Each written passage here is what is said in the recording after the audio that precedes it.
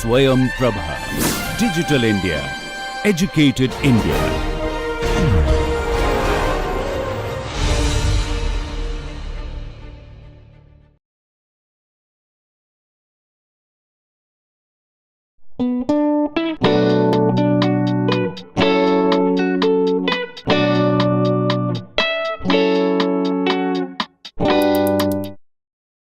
So, in the last session we have read about that distribution is a licensed activity, and then we also in detail discussed that whether second license can be given in the same area of supply or not, and then we have also discussed that what are the benefits and the challenges of this.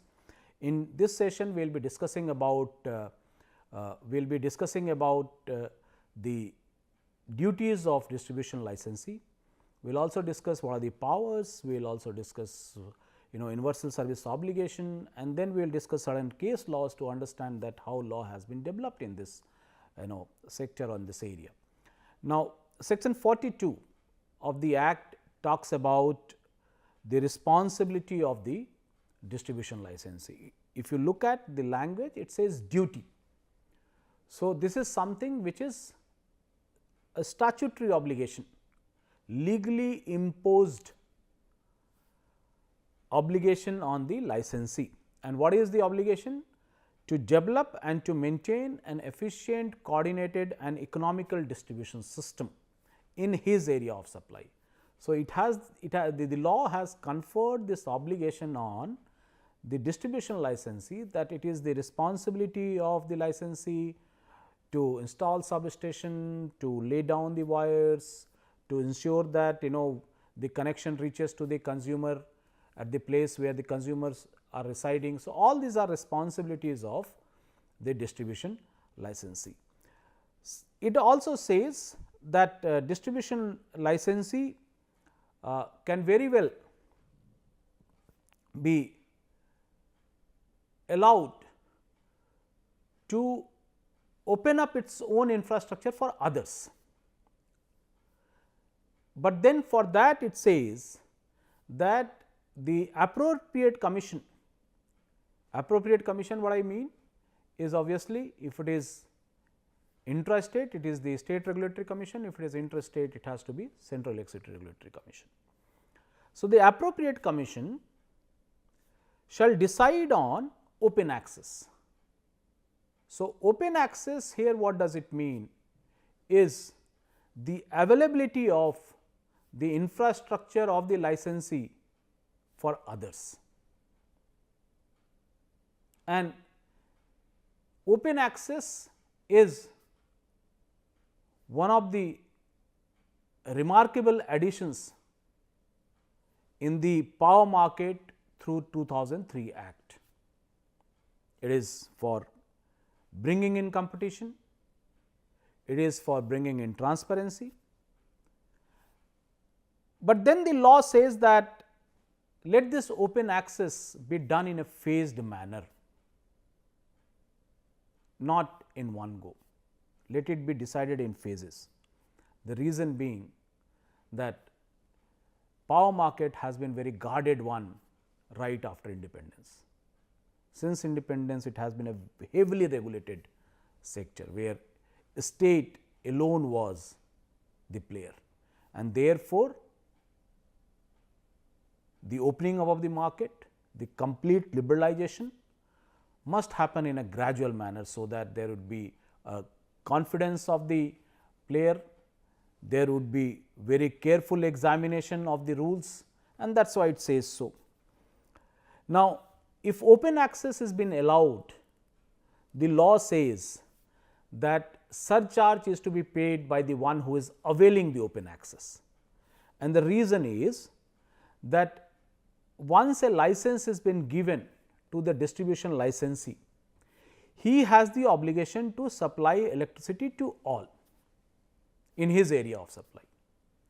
Now, if the consumers in his area decides to get supply from other licensee, then he would be losing revenue. And to compensate that loss of revenue, the idea of surcharge has been introduced. So that would be a mechanism to compensate in terms of earning revenue to supply electricity to the consumer who has been made entitled to get the subsidized electricity on a subsidized cost. So, surcharge is a mechanism to compensate. It is a mechanism to compensate for the loss of business to the distribution licensee. So, you can very well visualize that if a new player enters the market of distribution and if he is not a licensee in that area, then he shall be allowed to operate provided he pays the surcharge. And why the surcharge? So that the distribution licensee should be in a position to supply electricity to its consumer. And then the new entrant is also required to pay wheeling charges, the charges for transporting electricity. That is what is also needed. But then the law also says that in longer term, if you want this sector to be self-sustainable, you have to gradually take care of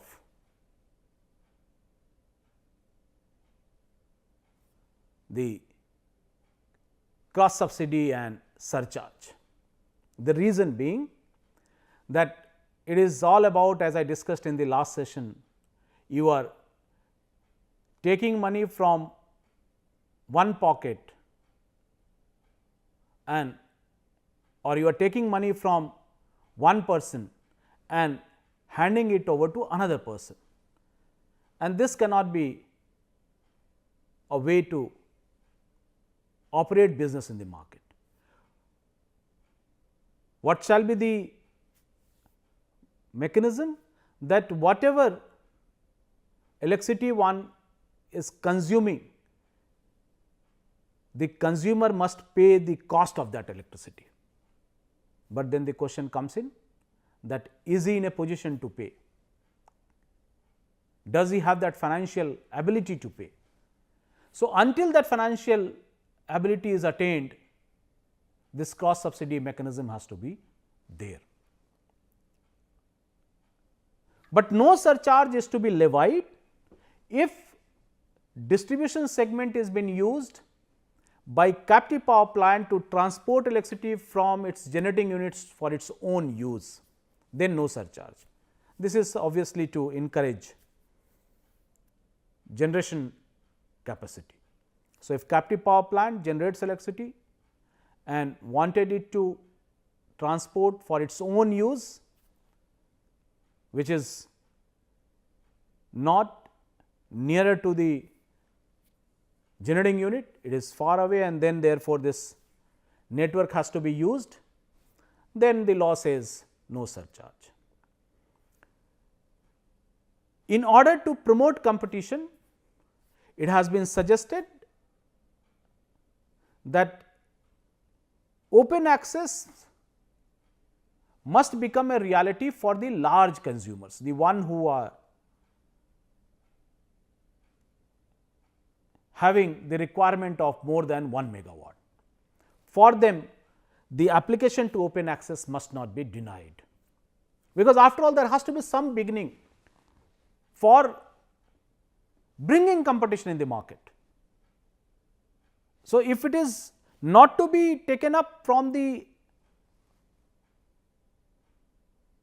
if it is not to be initiated from the perspective of all the consumers, at least let it be a kind of beginning for the large consumers. Let them have this benefit. Let them not dependent upon the distribution licensee of his area. Let him get the electricity from anyone else. If he is willing to pay surcharge, then let him get the electricity, and that is what is being realized after 5 years of the enactment of Electricity Act in the year 2008. Now, any consumer who has the requirement of more than 1 megawatt can very well apply for open access and it cannot be denied. Now, what is wheeling charges? It says the supply of electricity to any person who was in the business of distribution. So, it is something where distribution licensee is ensuring that the infrastructure of the licensee is available to the other person in non-discriminatory manner. So, if the wires are already let down by distribution licensee and the consumer wants that wire to be used to get the electricity from the other person, then consumer can very well pay wheeling charges and get the electricity through the wire of the distribution licensee.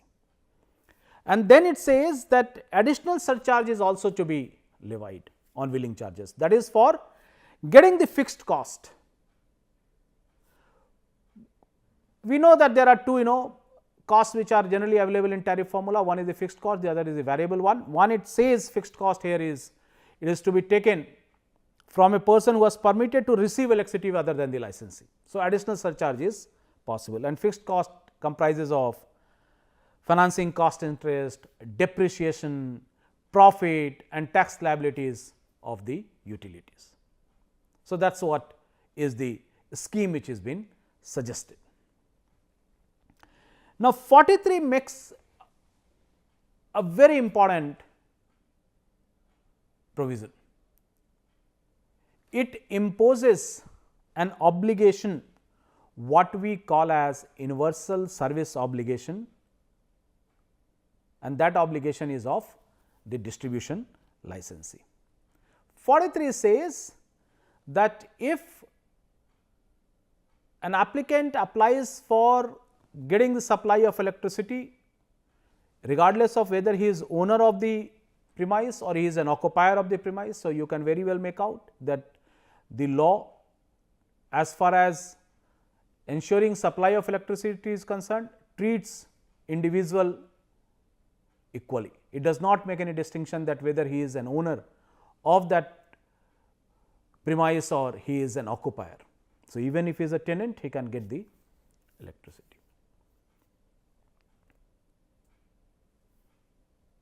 So, if the application has been submitted by the owner or the occupier, and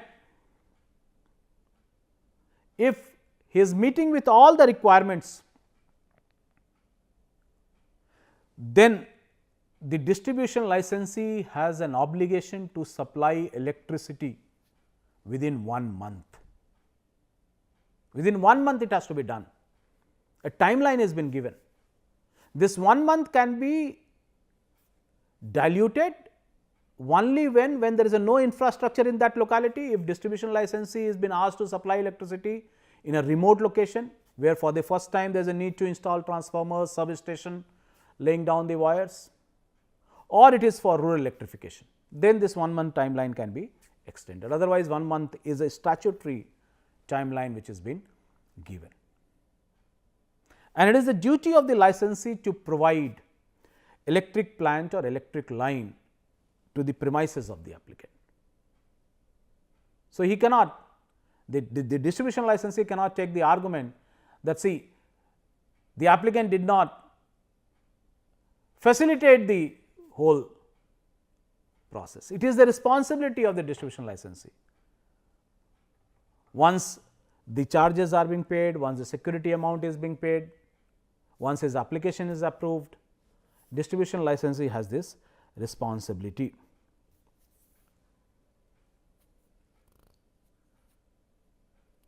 Further, it also says that if the applicant is already receiving electricity from some other licensee, from some other sources, then he cannot get the electricity as per the requirement laid down of 1 month, unless the consumer agrees to pay the price which is fixed by the commission. And not very difficult to visualize that why this kind of conditionalities are attached. Otherwise, the consumer will keep on oscillating from one to another, and it will completely disturb the market.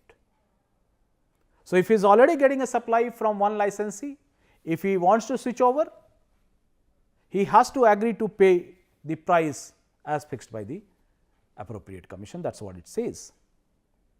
Further, it says that if the licensee fails to meet the requirement of that 1 month, then licensee has to pay penalty, and that too to the tune of 1000 rupees per day. So, you can very well visualize that how this universality is being attempted to achieve. You would not find the term universal service obligation used in the Act, but then the essence, the way section 43 is being designed, it is clearly reflected that if there are no genuine reasons to not to supply, the penalty would be there, the punitive measures are to be taken. And what could be a situation of not providing, not supplying electricity? It says when certain things are happening which are beyond the control of the distribution licensee. Cyclone comes in, some natural disaster is there, and then distribution licensee cannot really ensure supply of electricity within a month. Obviously, it is something which is to be taken note of. Now, when you look at what is universal, why universal service obligation I am emphasizing upon, because this gives a different dimension to the rights of the consumer. An universal service obligation as an idea has a very old connection with the infrastructural law, because infrastructure need not be or should not be or ought not be created only for a few, because it is essential for human centric development. And that is why, for your reference, I have drawn these two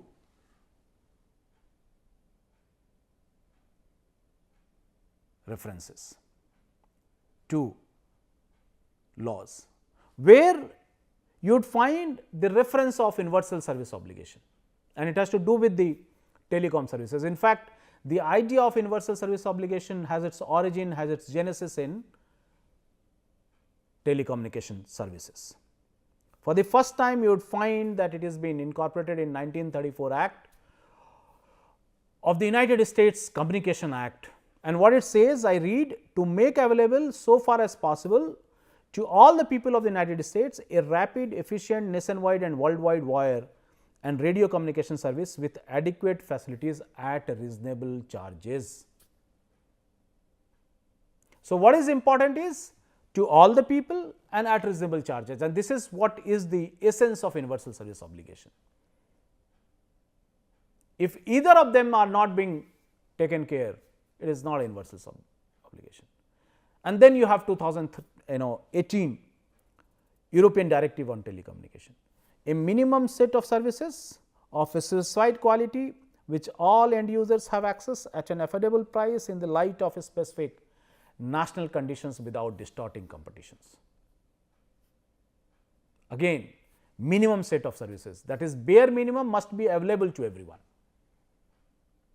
and at an affordable price. So, that is what is the essence of universal service obligation, and that is how you need to read it in the context of section 43, because section 43 talks about supply of electricity by the distribution licensee within a month.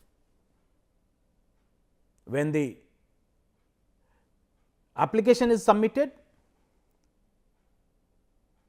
when conditions are being fulfilled, there is an obligation on the licensee. So, how do you understand in terms of law that there has to be a decision making in a very fair and transparent manner. Distribution licensee is in a position to supply electricity within a month, but distribution licensee is taking one or the other alibi for not doing so, penalty. Universality is something which is to be taken care, which is to be followed very religiously. And same is the case with equality.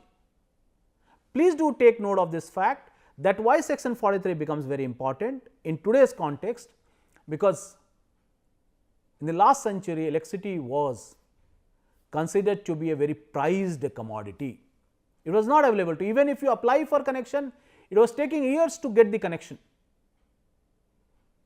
And therefore, section 43 becomes very important, that it is no more whims and fancies of the licensee, that as and when you decide on my application, you come and give the connection. No, 43 makes it very clear, within a month you have to do it, and that is why I am emphasizing on universal service obligation, where universality is important, where equality of applicability is important. Everyone who applies, regardless of his social status, regardless of his economic ability, financial position, he must get the electric connection. A distribution license is obligated to fulfill. But the point is that, which we need to understand as a law student, is that how do you read the word universal along with the very condition of applying. It is not that the licensee has to go on its own and provide electricity. It is like one has to come forward and apply. And what if the citizens are not ready to become consumer? In such a situation, whether you would expect the awareness to come in when they would like to apply, or there has to be some campaign drive to make people believe that the benefit of electricity is multiple fold. So, I just raised this question, that how do you read universality on the one hand and the very condition of applying given under section 43 on the other hand. And then follow up question is it only about getting the supply, or it is also about getting quality supply? It is also about 24/7 supply. It is also about reliable supply. What does it mean? How do we read this universal service obligation? So, these are the important questions to look at. Look at what are the powers of the distribution licensees. 45 says that licensees shall recover charges, that prices are to be charged by the licensee, and how that is to be done, what shall be methods of that, it is for the appropriate commission to determine. But then what it says, that charges shall include fixed charges and actual supply of electricity. So, this is how, what is the cost for establishing the network, and then what is the actual supply, and that is how charges can be. Now, this fixation of charge under section 45 is different from the tariff fixation done under section 61 or 62. Distribution licensee also has the power to recover expenditure. If distribution licensee is incurring expenditure for laying down the electric line, for installing transformer, then it can very well recover the same from the consumer. And then further it says that it also has a power to ask for security. Why security? In order to ensure that the consumer pays the due on time. If consumer fails to pay due on time, then distribution licensee can very well forfeit the sum. Now, in this regard, you look at how the court has read the duties and powers of licensee. This 2006 judgment of the Supreme Court, wherein the court was asked to examine the statutory obligation of the licensee to supply electricity to the applicant. Obviously, this case relates with section 22 of the Supply Act, and there was an application made. That application was not considered for good 7-8 years. There is no reason given by the licensee that why the respondent hearing is not getting the connection. Ultimately, matter came before the Supreme Court. Supreme Court said that as far as the statutory scheme is concerned, distribution licensee has a statutory obligation. Once the application is done, once all the requirements are being met, distribution licensee cannot sit over the application. This is another interesting case. Sanjay Balwantrai Desai versus Dakshin Gujarat Wijh Company. This is a Gujarat High Court judgment of 2013. It is an interesting judgment because in this case what happened that the premise was bought by a buyer, a new buyer, and that new buyer has applied for the electric connection. Now, the seller of that premise was having some due with the distribution licensee. The one who sold the property, he was having some due. Now, the distribution licensee said that we would not pay you, we would not give you the connection unless and until you clear the due. Now, the buyer said that there is no obligation on my part to pay that amount because you should have recovered it. There is a provision to take the security amount, and in this regard the Gujarat High Court read the schemes of the law, that what is the definition of consumer under section 2, what is the obligation of the duty of the distribution licensee, and what is the law in relation to supply code. Now, on the closer reading, Gujarat High Court said that as far as the obligation of the purchaser of the property is concerned, it is nowhere written that he has to also clear the due of the seller of the property. It is not the responsibility of the purchaser, because under section 50, when you have a code clearly defined about charging, recovering the charges from the consumer, it nowhere says that the consumer must also clear the due of the previous consumer. And 43 also nowhere says, which talks about the obligation of the distribution licensee to pay the cost, obligation of the distribution licensee to supply the electricity within a month time. It nowhere says that the applicant has to clear all the dues of the earlier occupant. So, in this case the court has said that if the regulatory commission has made the regulation with regard to clearance of the due by the applicant and due from the earlier occupant, the court said that regulation is without any jurisdiction. The regulatory commission does not have the jurisdiction to make law, make regulation on this matter, because 4350 does not authorize the commission to make a regulation to recover the due from the new applicant, and therefore, it says that denial of the application, denial of the request, denial of the supply of electricity on the basis of non-payment of the due from the earlier occupant is not valid, is not sustainable in the eyes of law. The distribution licensee has a responsibility to supply the electricity, and it can very well take up the recovery of due from the earlier occupant in a separate legal proceedings. So, wonderful case to understand that how the court has examined the law making power of the regulatory commission in the light of the statutory provisions. You have another case of 2015 decided by Supreme Court. This is Best versus MERC, wherein what happened that it was been argued by Tata Power Company that because there is already a local authority which is a deemed licensee, therefore, it cannot supply electricity to the consumer.